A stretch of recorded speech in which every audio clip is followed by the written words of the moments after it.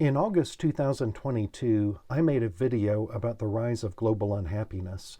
That video was based on data contained in Gallup's 2022 Global Emotions Report.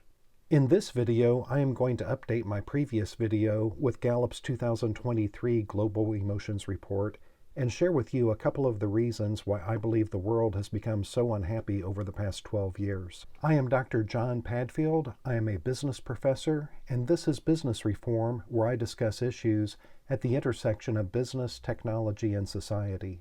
Each year since 2006, Gallup has interviewed around 150,000 people from 142 countries around the world and asked them a series of questions about how often they experience physical pain, worry, sadness, stress, and anger. Their answers to these questions are combined into a negative experience index score for each country surveyed.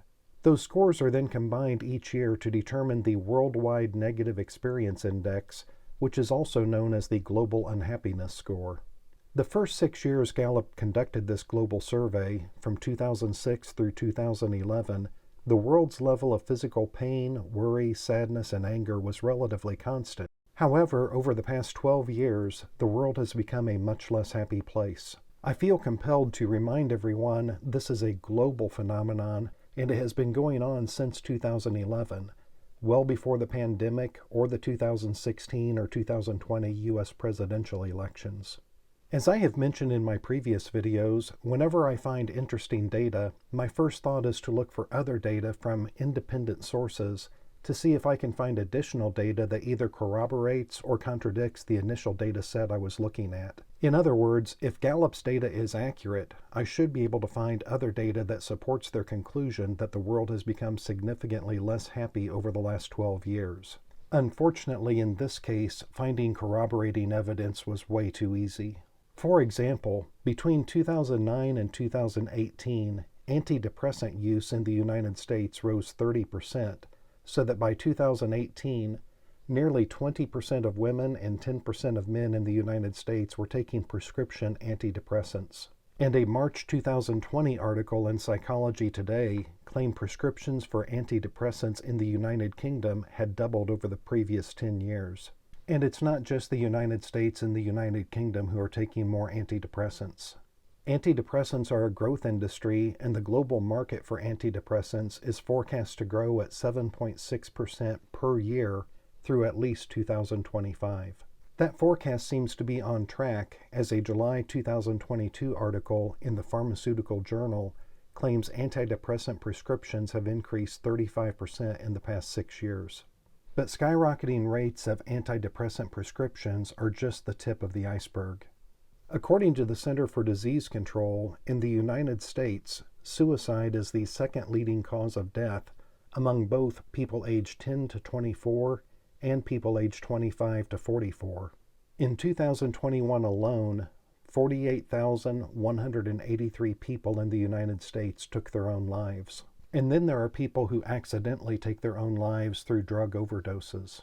In 2021, the number of people in the United States who died of drug overdoses rose 16% to a record 106,699. That brings the U.S. death rate for suicides and drug overdoses to a record of 46 deaths per 100,000 people, for a total of 154,882 deaths, which works out to one death every 3.4 minutes, 24 hours per day, 7 days a week. In fact, if you look at just the increase in U.S. drug overdose deaths and suicides from 2019 to 2021, the increase was 31%, which equates to 36,741 deaths, or roughly one 9/11 attack per month for an entire year.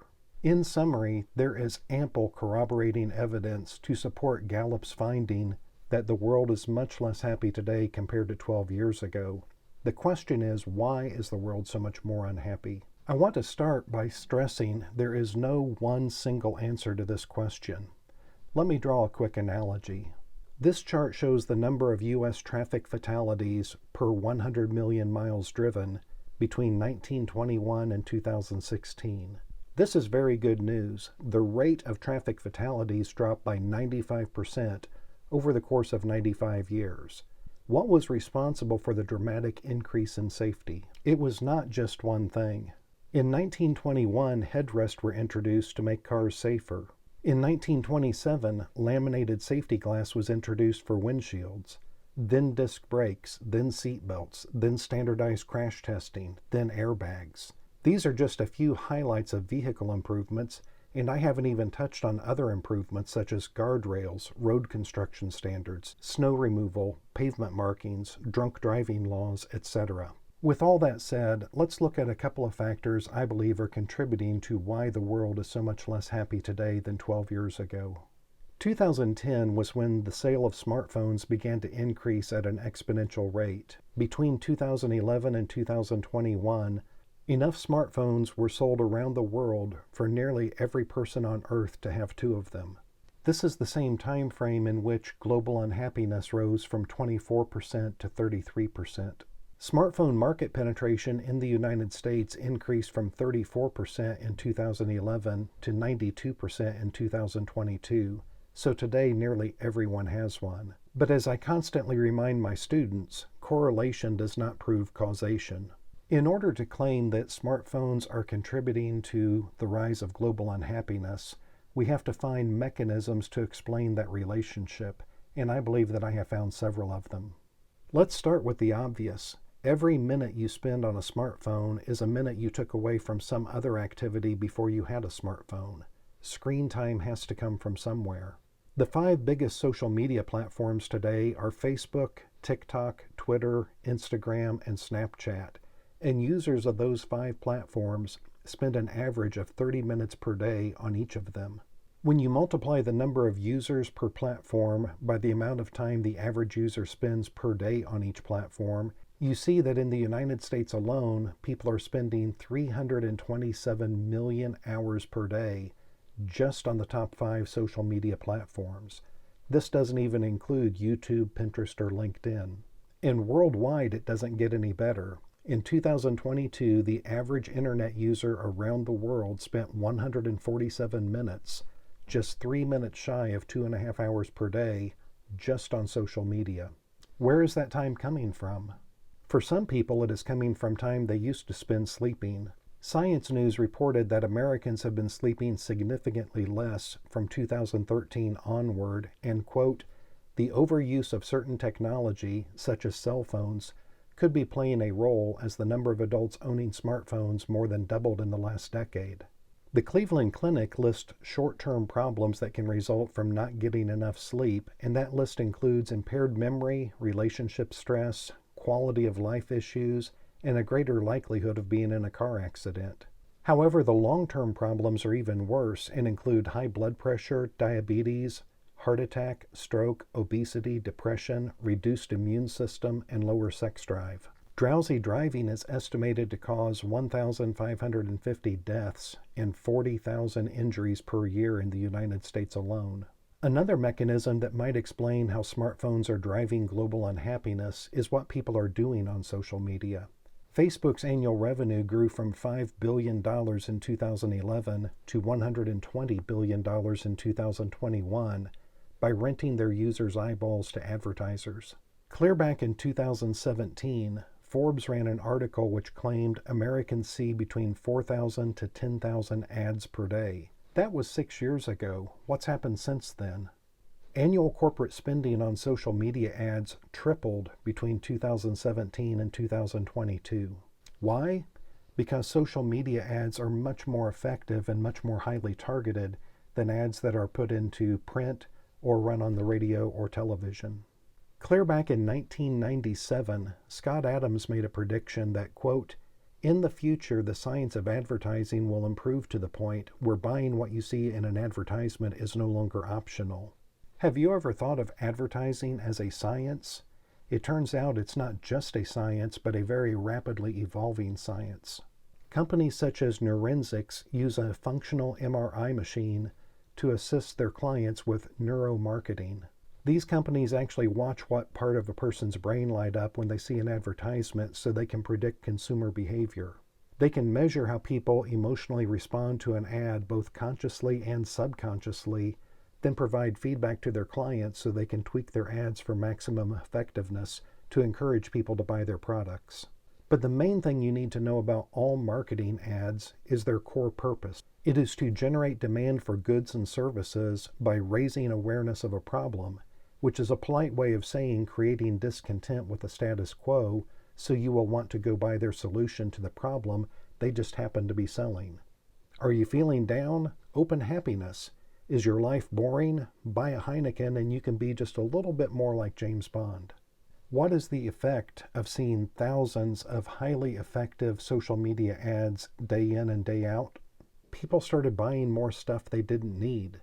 By 2012, Google searches for decluttering started climbing, which is about the same time the genre of decluttering books started appearing on Amazon.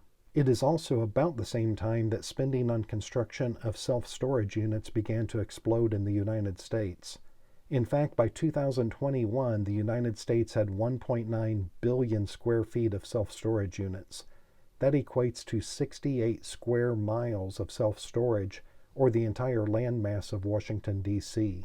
The timing of people spending more time on their phones and seeing more ads also coincides with increasing credit card debt. From 2008 through 2012, Americans were paying down their credit cards, but around 2013, Americans began adding $200 billion of credit card debt. Financial guru Dave Ramsey summed it up very succinctly when he said, "We buy things we don't need with money we don't have to impress people we don't like." But as much as we like to think our phones are keeping us connected, they are often doing just the opposite and keeping us socially isolated. Even when we aren't looking at our phones, we are still listening to them by ourselves. Over 1 billion pairs of headphones have been sold in the past 2 years alone. Today, an estimated 164 million Americans, or roughly half the U.S. population, are regular listeners to podcasts. So people are spending more time in their own private world, listening to whatever they want to, rather than truly connecting with the people around them. And what are all of us listening to on our smartphones? 21% are listening to the news and 16% are listening to politics. And for the life of me, I don't know where one ends and the other begins today. In my video entitled Gallup Survey Finds Politics Ruins Everything, I shared the observation made by Nobel laureate Sir Agnes Deaton that prompting people to think about politics dampens their mood almost as much as losing their job. I believe the rise in global unhappiness is fueled in large part by the loss of sleep, the viewing of thousands of highly targeted ads per day designed to raise your awareness of how much you need new products and services, the social isolation caused by so many people living in their own little acoustic bubbles, and the 24/7 breaking news cycle that is often highly politicized. To break out of this cycle, I encourage everyone to choose wisely how you spend your time and attention. Choose to limit your screen time, especially on social media. Choose real conversations with real people over arguments with internet trolls. Be conscious of the ads and news you surround yourself with and how it is affecting you. And choose to disconnect from big tech from time to time to reconnect with nature, others, and yourself. Do you agree with my analysis of what's contributing to global unhappiness? What else do you believe is making people so unhappy today? I would love to hear your thoughts in the comments section. Thank you for watching.